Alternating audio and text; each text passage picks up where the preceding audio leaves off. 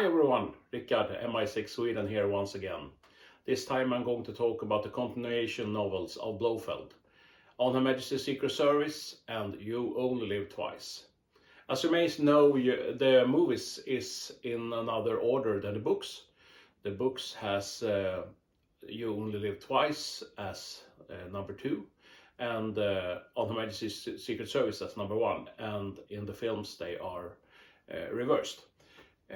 This is why the movie sometimes gets a little confused, or you as a viewer get a little confused. Why doesn't Blofeld recognize Bond when he has met him once before? That is because if they had followed the book's order, they wouldn't have met before. Okay, let's go into the books. Let's start with On Her Majesty's Secret Service. Fleming's 11th book came in 1963 and was called On Her Majesty's Secret Service. As before, Fleming wrote this book in Jamaica, and this time a film was produced nearby, the first Bond film called Dr. No. First the book was called The Bells of Hell, but when Fleming heard that there was a 19th century sailing novel that already had that name, he changed the title to On Her Majesty's Secret Service. Fleming tried to return to his old writing style and even incorporated some of the all elements from the previous books to make the reader feel comfortable. Blofeld returns, and so does Spectre. Bond hunts after Blofeld and disguises himself as Sir Hilary Bray, a member of the coat of arms. He also meets Contessa Tracy de Vincenzo and falls in love, and even marries her. But just a few hours after the ceremony, she is killed by Blofeld's henchwoman Irma Bunt. The first draft was almost 200 pages long, and after adding some more elements in London, the book is the longest one Fleming wrote. He himself considered On Her Majesty's Secret Service to be his best book. The book sold very well, and the critics everywhere loved it. So this is the Jonathan Cape version of the book, On Her Majesty's Secret Service. I love this front with a pencil writing the coat of arms for Bond, the 3 gold balls, and the world is not enough. In this, they have written the words in English, but they are in Latin in the original shield. So this is my very, very nice and very unusual book, the Jonathan Cape version of On Her Majesty's Secret Service.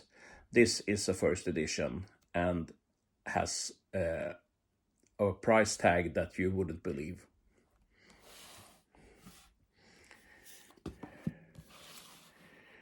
Okay, this is the grey version with the mountains and the woods and some snow and Bond on Her Majesty's Secret Service. This book has a lot of snow going on in it, as you well know.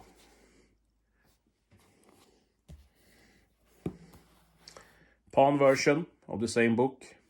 This has a little been a little worn, but otherwise it's rather nice. And there's Fleming himself.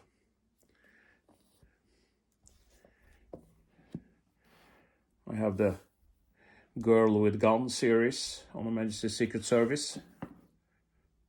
This I don't think, it has been read, but maybe one time or something.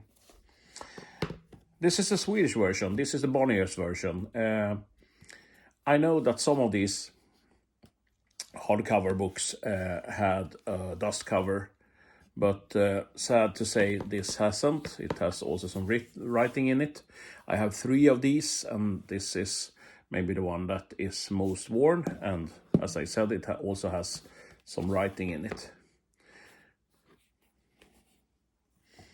Some German books. In Dienst Ihrer Majestät. Interesting enough, Connery on the picture. But as you know, the actor in this movie, in the movie, is George Lazenby. But I think when Fleming wrote this, he considered Connery. Once again, this is a Fleming omnibus with 3 German novels: Goldfinger, The Spy Who Loved Me, and On Her Majesty's Secret Service. And then I have an Italian one. Al servizio secreto de Sum Majestad. And I think, or I know, that's On Her Majesty's Secret Service in Italian. Sorry for my Italian. Blofeld, Agente de Spectra. And this one is in very good nick. Okay, when we talk about Blofeld and On Her Majesty's Secret Service, I have to show you some things from my collection. So I will do so. I will show you some things that I know that is rather scarce. For example, this one. This is a cup, and as you can see, it has a crest, and this is the Blofeld crest. With the eagles and the shield and so on. This can be seen in the movie. This crest can be seen in the movie when they are in Piz Gloria. And if you have one of those, you must have, of course, the Bond crest. So I have the Bond one also with the 3 gold balls, and here you can see it. It is written in Latin. The world is not enough. When Bond comes to Blofeld, he has a book with him. He has this book, Botel's Heraldry. And this is the book when he is Sir Hilary Bray. This is the book he uses to make the shields and do the research for Blofeld. This is a rather rare book to have.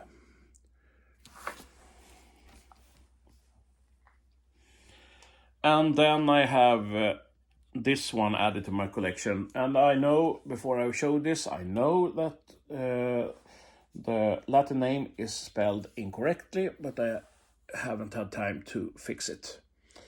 It is the butterfly that M is fiddling with when James Bond visits him, and Bond says these words: unusually small for Nymphalis polychloris. So I have the butterfly.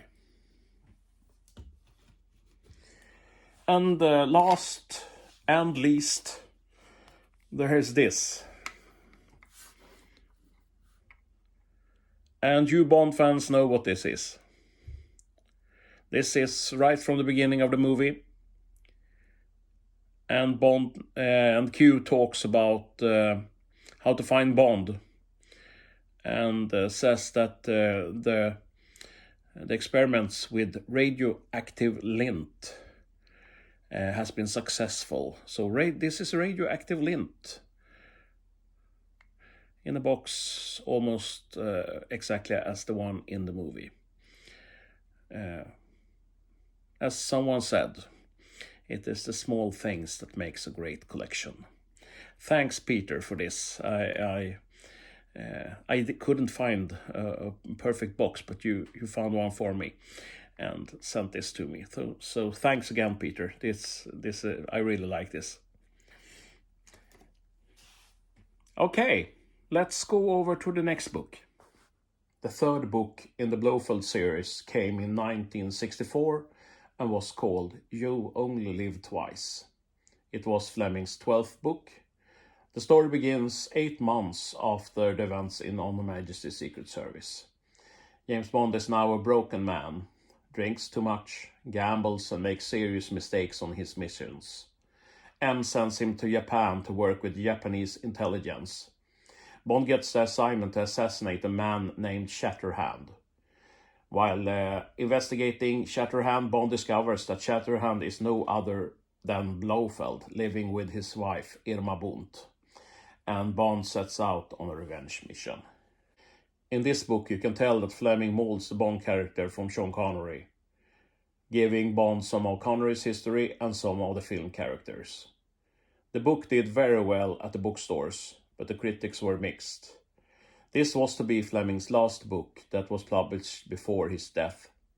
Just a few months later, Fleming died at the age of 56. So, You Only Live Twice.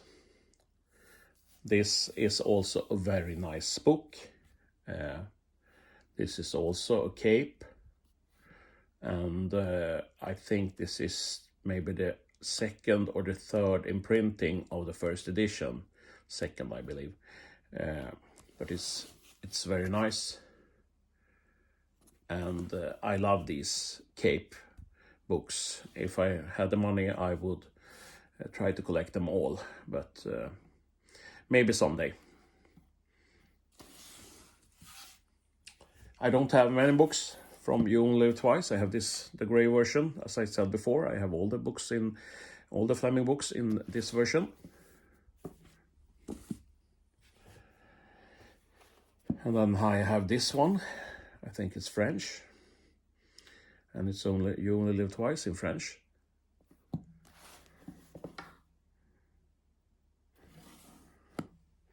And then I have the German one. Connery on the watch. Du lebst nur zweimal. Sadly, I haven't got a Swedish version of You Only Live Twice yet, but I hope to have one soon. And I have this omnibus, where you have You Only Live Twice, The Man with the Golden Gun and Moonraker in the same book.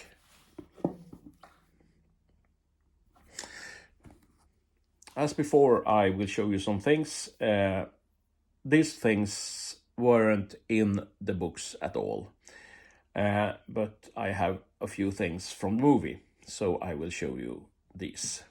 Let's start with the gun. Let's start with this one. It's the rocket gun from You Only Live Twice. You put it in on, and then you press the button, and this is the safety.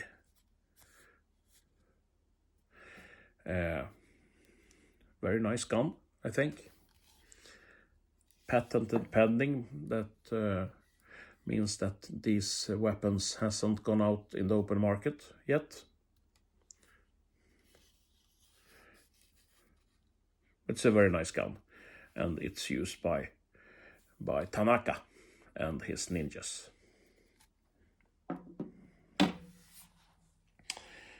And then I have, of course, Little Nelly. This is a numbered version on a plate with Bond at the wheel.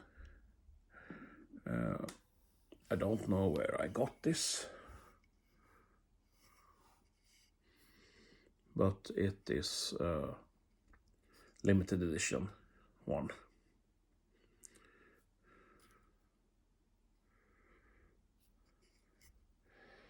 And last but not least, one of my prized possessions.